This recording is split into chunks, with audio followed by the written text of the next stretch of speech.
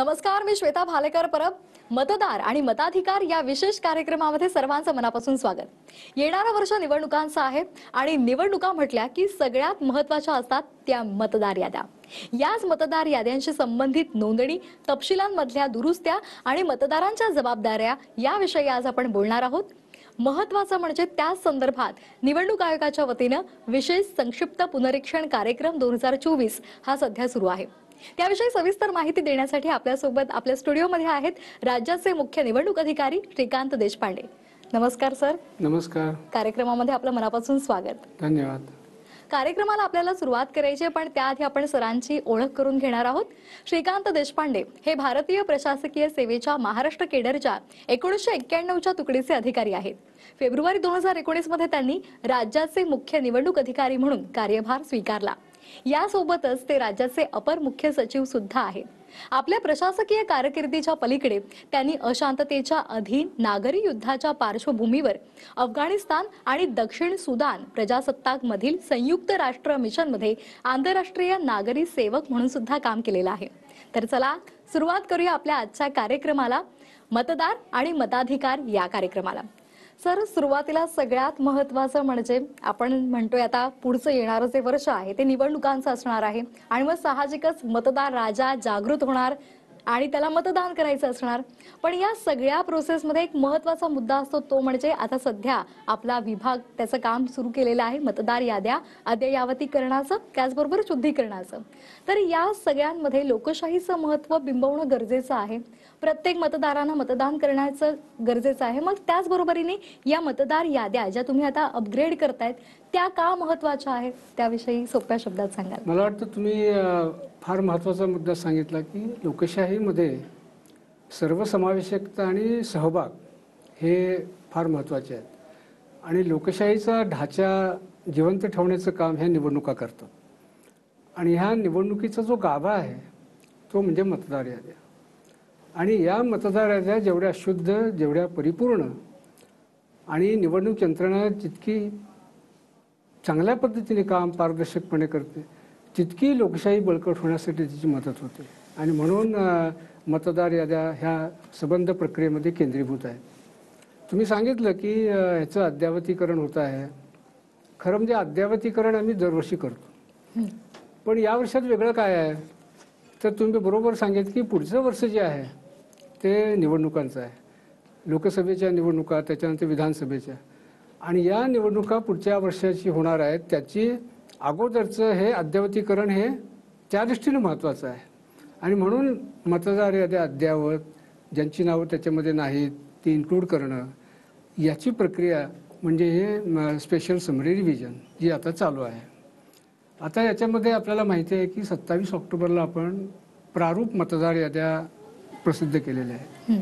प्रारूप याद्या प्रसिद्ध केल्यानंतर खरं म्हणजे क्लेम्स ऑन ऑब्जेक्शनचा पिरियड सुरू होतो. म्हणजे त्याच्यामध्ये एखाद्याचं नाव नसेल तर ते नाव नोंदणी करणं किंवा त्याच्यामध्ये काही तपशिलामध्ये बदल असेल तो बदल त्याच्यात करणं. आणि यासाठी हा पिरियड आपण ठेवलेला आहे की 27 ऑक्टोबर ते 9 डिसेंबर. आणि 9 डिसेंबर नंतर मग पुन्हा 26 डिसेंबरपर्यंत आपण जे अर्ज आलेले आहेत त्याच्यावर आपण कारवाई करतो, त्याच्यावर निर्णय घेतो. आणि ह्या निर्णय झाल्यानंतर मग आपण 5 जानेवारीला एक अंतिम यादी प्रसिद्ध करतो. ह्या जी मतदार याद्यांची अंतिम यादी जी प्रसिद्ध होईल त्याच्यामध्ये सगळ्यांचा जे एलिजिबल आहेत त्यांचा समावेश होणं फार महत्त्वाचं आहे. आणि म्हणून ही मोहीम स्वरूपात आपण अद्ययावतीकरण त्या दृष्टीने आपण करत आहोत. सर, आपली जाहिरात आपण सातत्याने आम्ही पाहतोय की त्यामध्ये सातत्यानं मतदार याद्या तपासा असं आवाहन केलं जातंय. तर ते कोणत्या उद्देशानं केलं जातंय? म्हणजे मतदार यादी तपासणं प्रत्येकासाठी का गरजेचं आहे, प्रत्येक मतदारासाठी? खरं म्हणजे मतदार याद्या हा मतदान प्रक्रियेचा एक मोठा बेस आहे. म्हणजे तुमचं जर नाव मतदार यादीमध्ये असेल तरच आपल्याला मतदान करता येतं. मतदार यादीमध्ये जर नसेल तर तुम्हाला मतदान करता येत नाही. आपण अनेक वेळेला असं पाहतो की जेव्हा निवडणुका ॲक्च्युली होतात आणि त्यावेळेला लोक असे तक्रार करतात की माझ्याकडं वोटिंग आयडेंटिटी कार्ड आहे आणि मला तुम्ही मतदान का करू देत नाही. तर त्याला महत्त्वाचं कारण म्हणजे त्याचं मतदार यादीमध्ये नाव नसणं.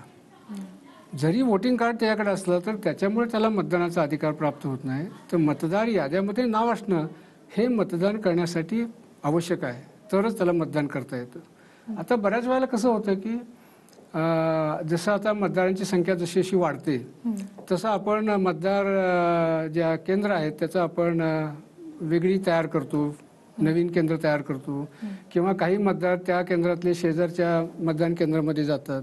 बरं. आणि जेव्हा असे मतदान करायला येतात त्यावेळेला त्यांना असं वाटतं की माझं इथंच मतदान पूर्वी होतं, मग आता इथं का नाही आहे, तर त्याचे मतदान कदाचित शेजारच्या मतदान केंद्राकडे त्याचं नाव गेलेलं असेल. आणि म्हणून आपलं नाव तपासणं गरजेचं आहे आणि ते कुठल्या मतदान केंद्रामध्ये त्याचं नाव आहे हे तपशील घेणं महत्त्वाचं आहे. म्हणजे ऐन वेळेला असं काही गोंधळ होणार नाही. आणि यासाठी सगळ्यांनी सुनिश्चित करणं फार महत्त्वाचं आहे की आपलं नाव यादीमध्ये आहे का आणि ते कुठल्या पोलिंग स्टेशनला ते नाव आहे, म्हणजे तुमची अशी काही परिस्थिती होणार नाही. सर, मी आता मतदार यादी तपासली आणि त्यामध्ये माझं नाव नसेल किंवा नाव असेल पण मला पत्ता बदलायचा आहे किंवा मी आता दुसऱ्या ठिकाणी राहायला गेले आणि त्यामुळे मला काहीतरी त्याच्यामध्ये बदल करायचा आहे, तर त्यासाठी सोपी पद्धत काय असेल? कुठे मला या सगळ्या गोष्टी करता येतील? जर आपलं त्या मतदार यादीमध्ये जर नाव नसेल तर तुम्हाला नव्यानं तुमचं नाव समाविष्ट करण्याची प्रक्रिया करायला लागेल. अच्छा. आणि त्यासाठी सोपा आहे, तो 6 नंबरचा फॉर्म आहे, इलेक्शन कमिशनने प्रिस्क्राईब केलेला. तो 6 नंबरचा फॉर्म ह्या नवीन मतदानासाठी आहे. आणि जिथे तुम्हाला तपशील बदलायचा आहे, म्हणजे तपशील म्हणजे काय की तुमचा ॲड्रेस बदलला असेल, तुमचं नाव बदललं असेल, वयामध्ये तफावत असेल, किंवा तुमचा मोबाईल त्याच्यामध्ये रजिस्टर केला नसेल तर तुम्ही रजिस्टर करू शकता. तर हे सगळे जे बदल आहेत ते बदल आपल्याला फॉर्म नंबर 8 मध्ये आपल्याला करता येतात. अच्छा. आणि इलेक्शन कमिशननी आता इतकी चांगली सुविधा प्राप्त करून दिलेली आहे की हे तुम्हाला घर बसल्या ऑनलाईन पद्धतीने सुद्धा करता येतात. अच्छा. आणि त्यासाठी अगदी तुम्ही मोबाईल धारक असाल तर त्याच्यामध्ये मोबाईल ॲप सुद्धा त्याच्यासाठी डेव्हलप केलेले आहेत. आणि वोटर्स हेल्पलाईन ॲप हे त्या ॲपचं नाव आहे. ते जर तुम्ही तुमच्या मोबाईलवर डाउनलोड केलं आणि त्याच्यामध्ये तुमचा एक अकाउंट काढला, जसं आपण ईमेलचं अकाउंट काढतो तसं, तर तुम्ही 6 नंबरचा फॉर्म भरू शकता, 8 नंबरचा फॉर्म भरू शकता आणि जे काही बदल आहेत ते सुद्धा त्याच्यामध्ये करू शकता. तर ही सोपी पद्धत इलेक्शन कमिशनने दिलेली आहे. आणि दुसरी एक आहे की इलेक्शन कमिशनचं एक वोटर पोर्टल आहे, voters.eci.gov.in. अच्छा. याला जरी आपण या संकेतस्थळावर जर गेलो तर तिथे सुद्धा आपल्याला ह्या सुविधा सगळ्या प्राप्त आहेत. म्हणजे नवीन फॉर्म भरण्यासाठी फॉर्म 6 आणि दुरुस्तीसाठी फॉर्म 8 हे आपल्याला सहज करणं ऑनलाईन पद्धतीने शक्य आहे. जर तुम्हाला ऑनलाईन सुविधा म्हणजे इश्यू असेल, प्रॉब्लेम असेल, तरी ऑफलाईन सुद्धा तुम्हाला करता येतं. म्हणजे आमच्या सीओ वेबसाईटवर हे 6 नंबरचे फॉर्म आणि 8 नंबरचे फॉर्म्स उपलब्ध आहेत. ते तुम्ही डाउनलोड करा, ते प्रिंट घ्या त्याचे, किंवा आमचे जे मतदार नोंदणी अधिकारी असतात त्यांच्याकडे सुद्धा हा फॉर्म उपलब्ध असतो. तो फॉर्म तुम्ही घेऊ शकता.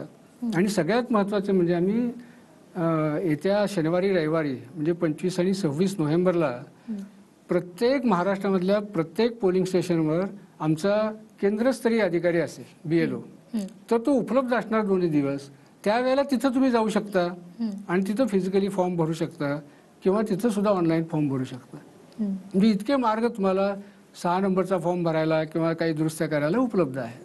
अगदी. त्यामुळे ह्या सगळ्या गोष्टी करायला तुम्हाला वेळ लागणार नाहीये, फक्त तुम्हाला त्यांच्यापर्यंत पोहोचायचं आणि आपलं काम करून घ्यायचंय. बरोबर. सर, आणखी एक महत्त्वाचा मुद्दा, जर आपण आता शहरी भागाचा जर विचार केला तर शहरी भागामध्ये जास्तीत जास्त मतदार कार्ड काढली जातात, पण त्यानंतर जो घोळ होतो की बिल्डिंगच नाही आहे त्यामध्ये किंवा मग अमक्या ठिकाणी माझं नावच नाही, असे घोळ होतात. तर मग अशा लोकांसाठी काय मार्गदर्शन कराल की मी जर आता शहरातली आहे आणि जर असं होत असेल की माझ्या इमारतीचं नाव वेगळं आहे, त्या ठिकाणी माझं नाव नाहीये किंवा माझं नावच बदललेलं आहे, तर मग अशी जर तक्रार असेल तर त्यासाठी मग कुणाशी संपर्क साधायचा? खरं म्हणजे अर्बन एरियामध्ये हा मोठा चॅलेंज आहे आणि ज्याला आपण अर्बन आपत्ती म्हणतो. उदासीनता आपल्याला शहरी भागात बघायला मिळते आणि बऱ्याच वेळेला नाव नोंदणीमध्ये सुद्धा ते भाग घेत नाहीत किंवा आपलं नाव आहे की नाही हे सुद्धा तपासलं जात नाही बऱ्याच वेळेला. आणि जेव्हा निवडणूक येते त्याच वेळेला ते असे विषय घेऊन पुढे येतात.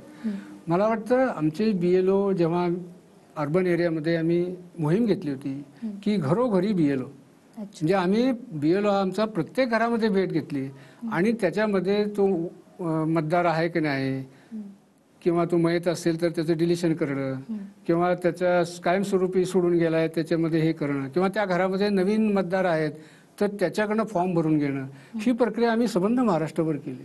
आणि इथे मला जी प्रक्रिया त्यांना फॉलो करावी लागते, त्यासाठी कुठल्या प्रकारची कागदपत्रांची पूर्तता करावी लागते? याला जसं मागाशी सांगितलं की नवीन मतदारांसाठी आपण 6 नंबरचा फॉर्म प्रिस्क्राईब केलेला आहे आणि तो सुद्धा ऑनलाईन आपल्याला भरता येतो, अगदी मोबाईलवर सुद्धा भरता येतो. तर त्यासाठी हेच ॲप आपल्याला वापरता येतं, वोटर्स हेल्पलाईन ॲप. त्याच्या मदतीने आपल्याला भरता येतं. आणि त्याच्यासाठी 2 महत्त्वाचे कागदपत्र आपल्याला लागतात. पहिलं म्हणजे तुमचं वय 18 आहे पूर्ण ते दाखवणारं, म्हणजे तुमचं वयाचा दाखला काहीतरी. आणि दुसरं तुम्ही जिथे राहता त्या निवासाचा पत्ता. असे 2 तुम्हाला पुरावे लागतात. आणि त्याच्यासाठी सुद्धा इलेक्शन कमिशनने अनेक ऑप्शन्स दिलेले आहेत. आता उदाहरणार्थ तुमचा वयाचा जो पुरावा आहे तर तुमचा जन्मतारखेचा दाखला असेल किंवा ड्रायव्हिंग लायसन्सवर तो असतो, आधार कार्डवर असतो, तुमचं पासपोर्टवर असतो किंवा पॅन कार्डवर सुद्धा असतो. तर असे अनेक ऑप्शन त्याच्यामध्ये दिले आहेत, त्यातले तुम्ही निवडू शकता. पण समजा याच्यामध्ये कुठलंच त्याच्यात तुमच्याकडे उपलब्ध नाही आहे तरी तुम्हाला तुमच्याकडे जे असेल की ज्याच्यामध्ये तुमचं वय नमूद केलेलं आहे किंवा डेट ऑफ बर्थ लिहिलेलं आहे असं कुठलाही पुरावा तुम्ही त्याच्यामध्ये दाखल करू शकता. तसंच तुमचं निवासाचा पुरावा आहे, त्याच्यासाठी तुम्हाला पासपोर्ट आहे, आधार कार्ड आहे, त्याच्यानंतर तुमच्या युटिलिटीज ज्या आहेत, समजा पाण्याचं बिल आहे, नंतर तुमचं टेलिफोनचं बिल आहे, गॅसचं बिल आहे, त्याच्यावर सुद्धा पत्ता असतो. किंवा अगदी यापैकी कुठलंही तुमच्याकडे जर नसेल तरी एखाद्या पोस्टाने आलेलं पत्र सुद्धा तुम्हाला तुमचा पुरावा म्हणून आम्ही ग्राह्य धरतो. म्हणजे एखादं स्पीड पोस्टने तुम्हाला त्या पत्त्यावर आलेला आहे तर तो सुद्धा तुमच्या रहिवासाचा पुरावा धरला जातो. त्यामुळं त्याच्यामध्ये जर कुठले तुमचे डॉक्युमेंट तुमच्याकडे उपलब्ध नसेल तरी सुद्धा तुम्हाला इतर डॉक्युमेंट ज्याच्यामध्ये तुमचा पत्ता नमूद केलेला आहे असे सुद्धा आपल्याला त्याच्यामध्ये देता येतात. परंतु काही लोकांना असं की त्याचे कुठले डॉक्युमेंट्सच नाही आहेत. तर काही कॅटेगरीज आपल्याला आहेत, जसे बेगर आहेत, तृतीयपंथीय समाज आहे की त्याच्यामध्ये हे सगळे पळून आलेले असतात किंवा त्यांना नाकारलेलं असतं समाजाने आणि त्याच्याकडे कुठलीच कागदपत्र नसतात किंवा सेक्स वर्कर्स त्यांच्याकडे कागदपत्र नसतात. तर अशा लोकांसाठी आम्ही एक सुविधा इलेक्शन कमिशन दिलेली आहे की त्यांना कुठल्याही कागदपत्राची आवश्यकता नाही. त्यांनी फक्त त्यांचं सेल्फ डिक्लेरेशन भरायचं आहे आणि त्या सेल्फ डिक्लेरेशनमध्ये लिहिलेलं असतं मी अमुक अमुक, माझं नाव, माझं वय अमुक अमुक आहे आणि माझा पत्ता खालीलप्रमाणे आहे. आणि मग त्या पत्त्यावर आमचा BLO भेट देतो आणि तो त्या ठिकाणी ती व्यक्ती राहते करण्याची खात्री करते आणि त्या आधारावर आपण त्याला मतदार म्हणून नोंद करून घेतो. सर, जाता जाता प्रत्येक मतदारानं मतदान कार्ड काढावं, मतदार नोंदणी करावी, यासाठी आपण काय आवाहन कराल? मला वाटतं माझं हेच म्हणणं राहील की मतदार याद्या प्रसिद्ध झालेल्या आहेत, त्याच्यामध्ये आपलं नाव आहे की नाही तपासा आणि त्याचा तपशील बरोबर आहे की नाही तपासून घ्या. आणि जर तपशिलामध्ये बदल असेल तर 8 नंबरचा फॉर्म भरा आणि जर नावच नसेल तर 6 नंबरचा फॉर्म भरून द्या.